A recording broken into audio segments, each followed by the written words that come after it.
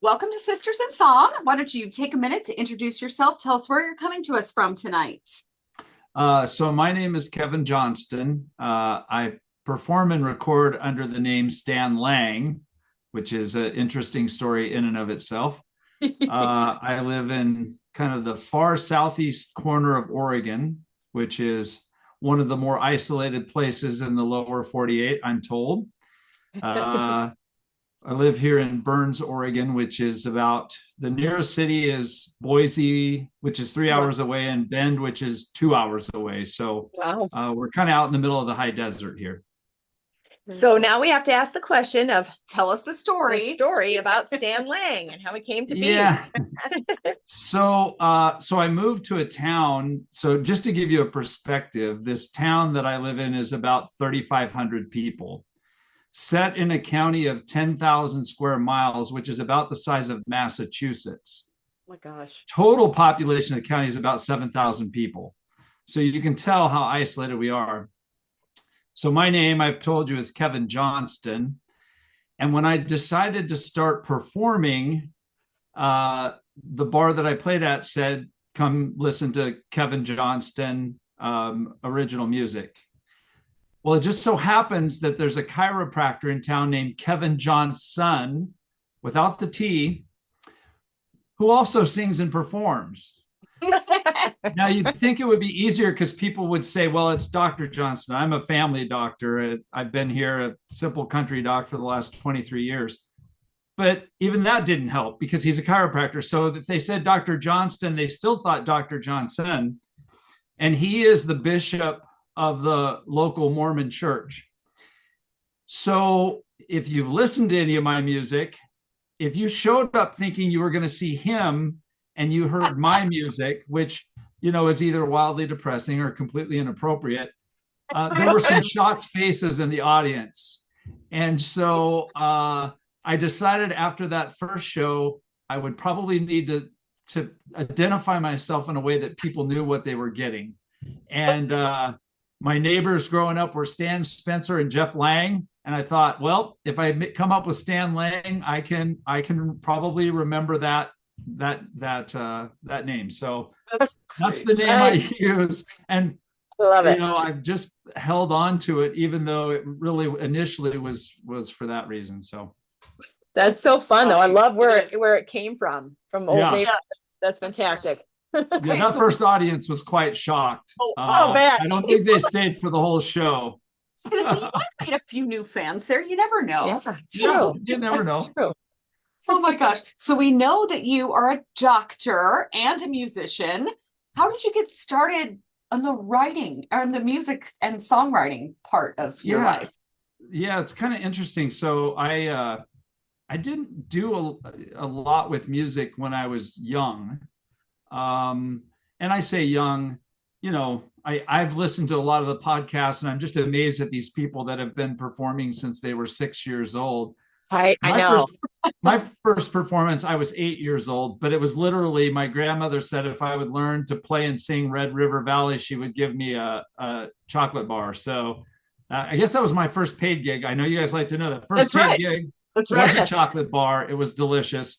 And the reviews were universally positive. I'll bet. I mean, my grandma. I'm just saying grandma. Yeah. So, and then I did go to college and I had played guitar a little bit in high school when time allowed, but I went to the University of Oregon in Eugene and had some friends that had moved there as well. And we just decided we were going to start a heavy metal band because, of course, glam rock was the thing to do back then. Right. You could actually grow hair back then. So, it doesn't, you can see this. I guess if people see it on YouTube, they'll see this is about as much hair as I can grow. But anyway, we played and wrote music. Back in the day, it's so funny how everything is reversed. Back then, you could get a show, but they wanted 95% cover music and you could play 5% your own tunes. Now that they have to pay licensing fees, it seems the opposite. It's harder to get a cover show than it is to get an original show. Good point. I didn't ever think about that. Yeah. And so, and as someone who plays in a cover band as well as the music that I perform of my own, it's just, it's interesting. It was also an age where it was almost pay to play. I mean, a lot of clubs were charging bands to have an opportunity to play in their venue.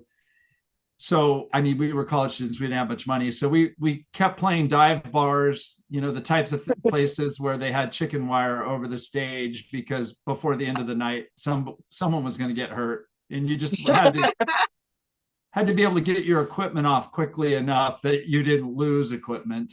So I did that for 3 or 4 years. And then I got married and left Eugene. And honestly, I think in those first few years of adulting and trying to make it in Portland, Oregon, my wife and I were social workers and just figured, we weren't going to have enough money to keep this equipment around. I sold everything I had except one acoustic guitar. And I put that in the closet and really didn't play much ever until we had our first kids, and the kids got old enough to say, Dad, I want to sing this song on the radio. And so I'd listen to it and try and see if I could figure out what to play, and just kind of did that for the next 10 or 15 years. And so that was basically the end of music and writing for me, after writing, crazy 80s, I don't even know what to call them. There was, I mean, the genre, the time frame. They were horrible. I mean, there was good music, don't get me wrong, but there was also very, machoistic and just, not the greatest poetry in the world. And that's clearly what we wrote as well, because the great tunes like Sleeping on the Bathroom Floor and the things that we wrote that seemed like a good idea after a half case of Rainier, but it really wouldn't hold up over the ages by any means. Oh my gosh. Oh my gosh. So that's it. And then about 12 years ago now, plus minus, I was working in the ER, and my best friend here had a sudden cardiac event on a treadmill, and I was the doctor on call. And so I had to spend, 40 minutes or so trying to resuscitate my best friend, and then talking to his wife and kids who were, family friends, that he wasn't going to survive. And it, as you can imagine, really rocked me. Yeah. And so for some reason, I picked up my guitar, and every week when I would get off my call shift, so my call would be 24 hours and I'd run the ER in the hospital, I'd come home and I'd go out in the garage and I would play as long as I could play. And I would sing and I would cry and I would do whatever it needed to do to get some of that, negative emotional energy out. And so after, a year or 2 years, I went to a friend of mine that had a bar, and I said, I think I'd like to perform again. You're closed on Sundays. Could I just invite some friends and come on a Sunday and play for some friends? And he, nice guy, said yes. Oh, cool. And then just out of the blue, he calls me on a Tuesday night and he goes, I got a great crowd here. I want you to come down and play right now. And I said, okay, all right. And so I brought my music gear and my little music stand and put my sheets of music up in front of me, and I played. And he said after that, he goes, yeah, bullshit playing on a Sunday. You're going to play Saturday night. So I'm going to book you for another show on a Saturday night. And I started writing again and playing, more of my stuff. And then kind of started the cover band and some other things just to have a chance to perform. Obviously, it's kind of a captive audience here in Harney County. But it's fun. And it's also fun because I get to play for people that a lot of them I know intimately, so yeah, that's kind of a long story, man. I guess that's all I got is a long story. But. That's a fantastic story. Yeah, those first 6 months to a year, I swear playing music again is all that got me through it. When I took my guitar to be repaired, I'd fallen down the stairs and put my elbow through the soundboard, and the guy said, I got it fixed. It should be great, but there's all this red stuff inside. Do you want me to clean it up? And I said, oh, that's blood. Maybe just leave it. And that was just from that, those months and months of just pounding the guitar and myself until I could get that emotion out. Yeah. They say music saves, and I honestly believe it does, because it's just that it's that magical force in the world that you can listen and you can feel better. You can listen, you can cry, and you feel better. Yep. And we met listening to some of our favorite band, one of our favorite bands. So I think that's so cool. Music brings people together. That's so true. For sure. That's true. So you're still writing stuff now? What are you working on? What's the latest and greatest? Yeah. So I put the first album down. I'm not terribly good at putting things out on the internet. I did a little SoundCloud for a while, but I have to be honest, I write stuff and I just like to perform it live and see how people react. Even before I recorded, I would go to Portland for like a conference, for a week-long conference. And I would go every single night to an open mic somewhere in Portland and just pick a couple songs that I had written and see how people in Portland would react. Because most people are pretty nice to me here in Harney County. Not everybody. Some people are very honest about what they think. But I wanted to see a broader audience and a different cultural milieu just to see how it would go. And so I would do that. Since putting that album together, I've probably written 3 times the amount of music. I haven't gotten back in the studio. I do a lot of just kind of laying down some demo stuff myself, kind of in the garage, old school garage band type stuff. I'm not good enough with a computer to do it fancy. But I am thinking about trying to get back to the studio maybe in the next couple months. I've got a couple musicians that I've met that are true musicians that I think can add a lot to what I write. And so just been experimenting, trying some new things. A lot of songs I write are not for public consumption. Literally, it's an inside joke that I write for one friend, play the song and I'll never play it again. So I love it. But I love you put it out there, even if it is just for one friend. That's fantastic. Yeah. And it's so cool to see you, just doing what you love and not worrying about, I got to put my music out wherever. I just go out and perform it.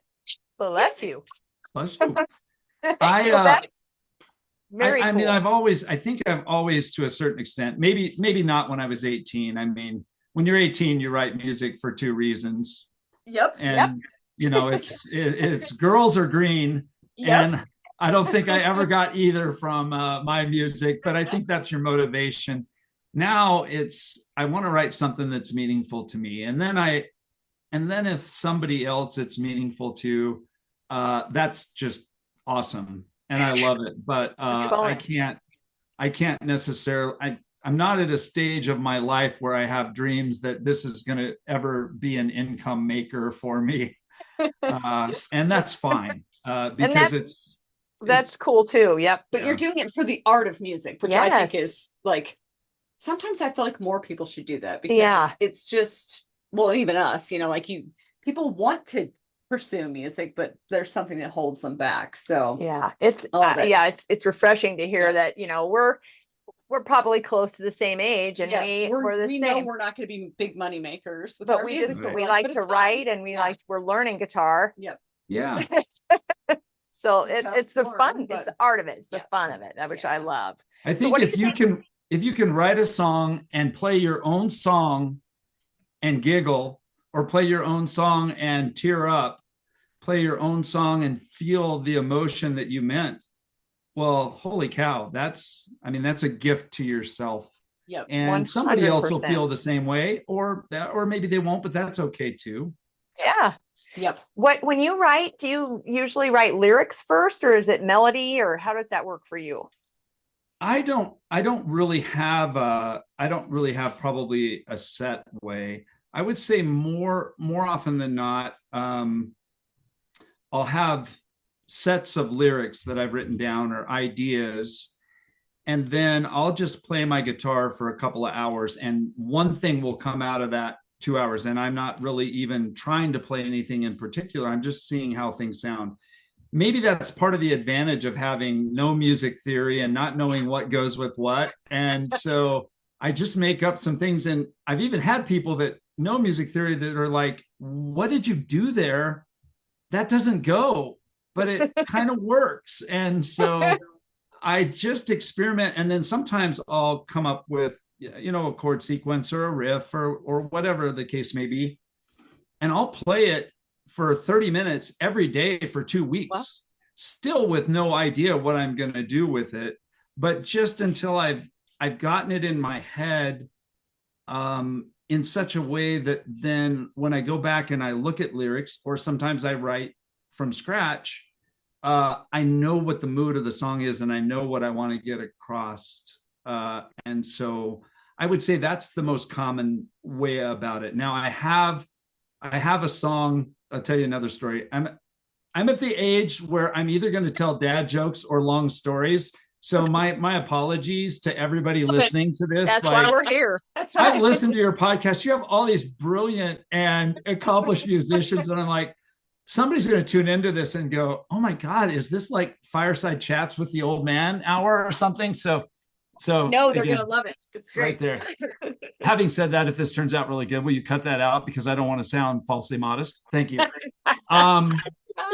So I don't even remember, where was I going with that? Tell a story about, oh God, the next song that you're okay. Yes. How I came up with this song. So my wife and I and some friends of ours go to a show locally, but they brought in a pretty big artist.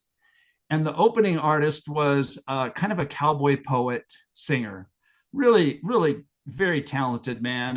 And it was great. And we're watching him perform. And in between, he introduces this song and he says, "I wrote this song for my lovely wife." And my wife hits me in the ribs and says, "Why don't you ever write me a song? Like everything you write is depressing and inappropriate, or both, or either or."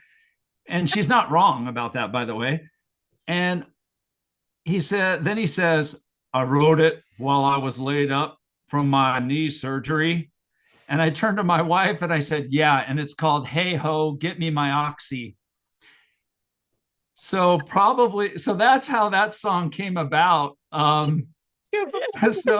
So that's how that song came about. And honestly, it was probably 2 months later. And one of the friends that was with us said, "Have you written that song?" And I'm like, what song are you talking about? "Hey Ho, Get Me My Oxy." And I sat down on my lunch hour and I wrote that song out in 30 minutes and came home and put it down and really changed it very little.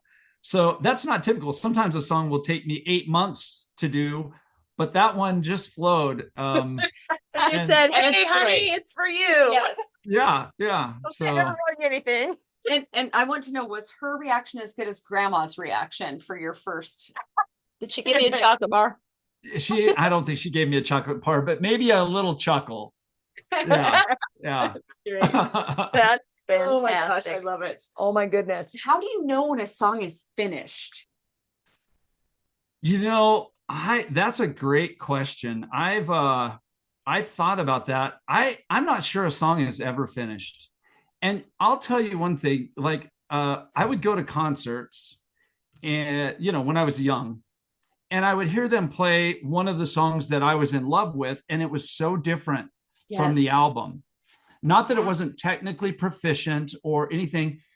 And I wonder, I don't know the answer to this, but I think I change my songs in small ways every time I perform them. I think of things that I wish I had done when I recorded them. And occasionally I've changed a lyric or two where I'm like, "Oh my God, why didn't I think of this? Works so much better." And so now I sing it a little different. when I put the album together, I went to a studio in Boise, which I think I told you is about 3 hours away, but they were super nice and they just charged by the song. You could spend as much time, studio time, just by the song. When it's done, it's done. And I had a really good engineer working with me that was just great about giving me feedback, where he would say, yeah, those leads, I think you should go home and work on those for a couple of weeks, come back and we'll try it. It just sounds too similar to something else you've done. And I'm fine with that because I'm not a lead guitarist. I'm barely a rhythm guitarist, but that's my preference anyway. And so I kind of, between he and I, we decided, okay, this now sounds like the product that I saw in my head. And I think if that, at the point that you feel like, you know what, I've gotten everything in it that makes the point of the song that I wanted to write, then that's enough. And I tend to try and not put a lot of extra stuff in my music. Number one, because it's hard to perform live. And number two, I just don't know that it needs it. You can listen to a lot of cool, old Dylan or John Prine or the people that, were very inspiring. And less sometimes is more. Even though we can do so much now, back in the day when it was so expensive for even a 4-track recorder.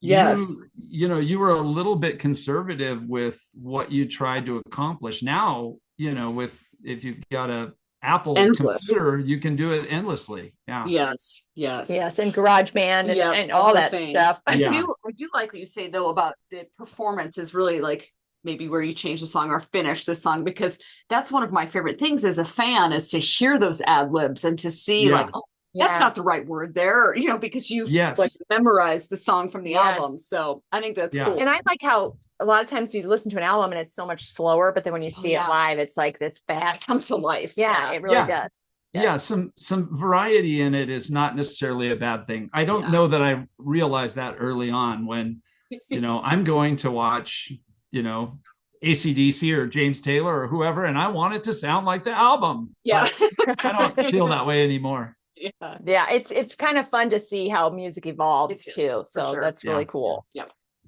Where are we at now? Would you like to do our okay, so we have a section called Now that we've added to our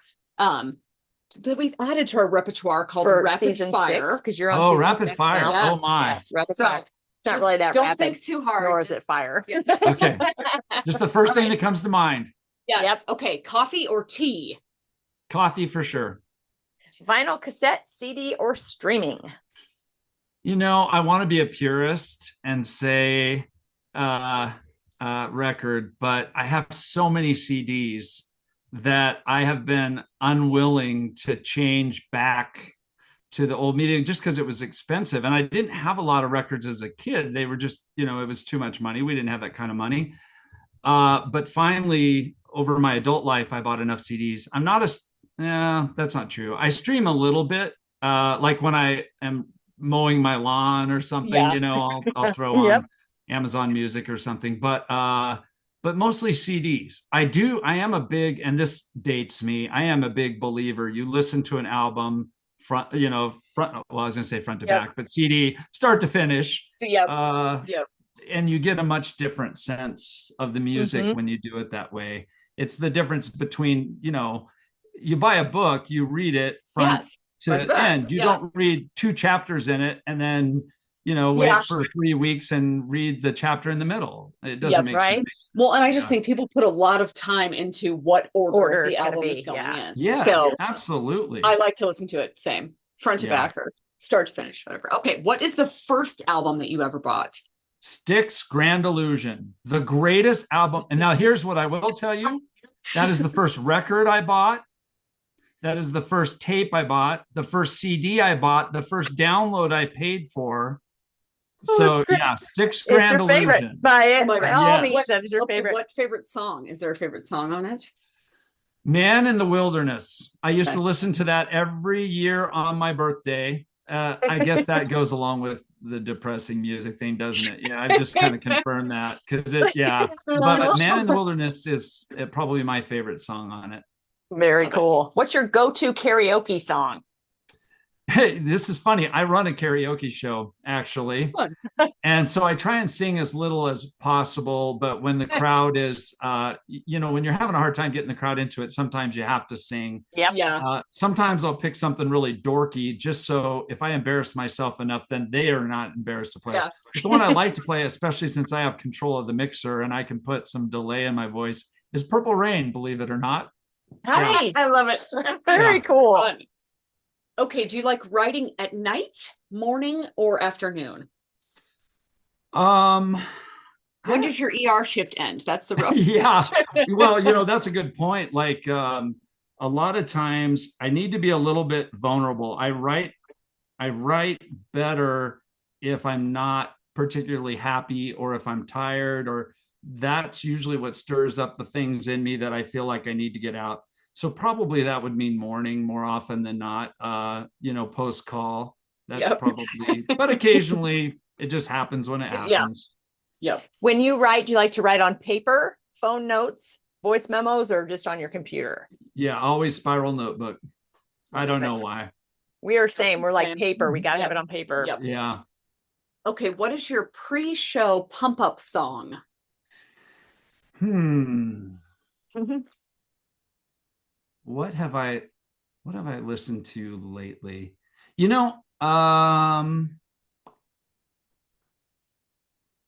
gosh, I don't even know if I have one. So when I'm on the way to the venue, and usually what I've done is, because again, I'm playing mostly here in Harney County. Occasionally we go out and we'll play other places, but I've usually got the show all set up. I've set the stage and I've got the lights ready and whatever. And so I usually just I admit, I listen to whatever CDs I have in my truck and I just blast it. Let's put it this way. I don't have a song, but whatever song it is, it's going to be loud. Yes, that's fun. That's Okay, perfect. dogs, cats, fish, birds, reptiles, or what kind of pet? Yeah, dogs. I don't know. I thought my dog was behind me here at one point, but she must have went up to be with, She's like, I'm with out my of wife. here. Okay, describe your sound in 3 words. Let's see. Depressing, inappropriate, or both. Oh, shoot, that's 5. That's 4 words. Can I just slide or both into Or both. We'll make it 1 word. Or Oh, both. wait, no. Let me try again. Okay. Depressing, inappropriate, both. There you go. Yeah, okay, I got that in 3 words. I just had to use the inflection. Yeah, I got it. That's great. Okay, what advice would you give to new musicians and/or songwriters? Yeah, I mean, since I'm not really making a living at this is not, it is a part and a very important part of my life, but not my life. It would be inappropriate for me to try and assume that I have great advice to give to someone that really is a serious musician and is doing this for a living. So from my perspective, or people like me, it's write for yourself. And if you enjoy the song, that's enough. Especially if you enjoy the song enough to go out and play it every week in your garage by yourself, then that was a great song for you. Yeah. And somebody else may appreciate it too. And that's great. But, unless I guess probably you got to determine what you want out of this, like so many things in life, and then set your expectations based on that. And I'm sure that a lot of really smart people I've listened to on your podcast have great advice if you want to try and make a living at this. Fortunately, it's never come to that for me. And it's probably a good thing for me. I've thought about this, every job's a job. Mm-hmm. And I get so much joy out of music, but part of that is because I'm not relying on it for my income. I'm not spending 200 days touring on the road, I just think how hard and how disciplined must people be to be able to get up night after night and bring the same amount of emotion and the same joy. That's partly why I enjoy the Avett Brothers so much. I think you guys probably as well, because I just feel like I get a genuine experience every time I see them. And I don't know how they do it. Yeah. Because my gosh, it must be exhausting. Yeah. Yes. I think that you had great advice. I think that was great. Okay, shameless plug time. Where can we find your music? If you have social media, any of those fun things. Well, I'm moving. I was going to say, if you fly into Boise and you drive 3 hours west, then I can get you to my house, and I have a bunch of CDs in my closet in the spare bedroom. You'll be able to have all the music you want. Honestly, so everything is streaming on all the platforms under Stan Lang. It's STANLANG, no E on the end. And that's about it. I have a Stan Lang Facebook page because I'm old enough that, Facebook is considered social media in my, my generation, but I'm not on what is it? X now? X? Oh, yeah. Is Snapchat still a thing? Yes. There's no MySpace. I know that. Instagram. Yeah. But and I don't love social media, as I think a lot of us don't. I think that if I was trying to make a living at this, I would be full force going after it, because you have to. And so it's not a judgment thing. But I also feel like, you know what? If I lived in West Virginia and the only way I could feed my family is mining coal, I'd be down in the coal mine. Yep. But if I didn't have to, I'm not going on vacation in the coal mine. Absolutely. Yes. So it's not worth it to me to spend my time and the kind of the nastiness that comes with some of the social media just to try and get a following. Yeah. It's okay. Yeah. Although after your podcast, I'm sure that I'm going to have hundreds of listeners, which hundreds would be huge, because sometimes I get the Spotify thing that says, yeah, you have 4 people listen this month. And I'm like, 4? Oh my God, that's awesome. You sound like us going, we have 600. Oh, we don't even know. No, 594 followers or something like that. We're like, and we've done it all by ourselves. We never hired somebody to do any of it. We're like, hey, we did this ourselves. All right. So all 690 of them will listen to my songs continuously on repeat for the next 3 days. I will make $7, and that would be awesome. That's fantastic. Oh my gosh. Oh my goodness. Well, thank you so much. It's so good to see you. Yes. And hopefully we will find you down the road at either an Avett Brothers show or us coming to see you. Yeah. That would be absolutely. amazing.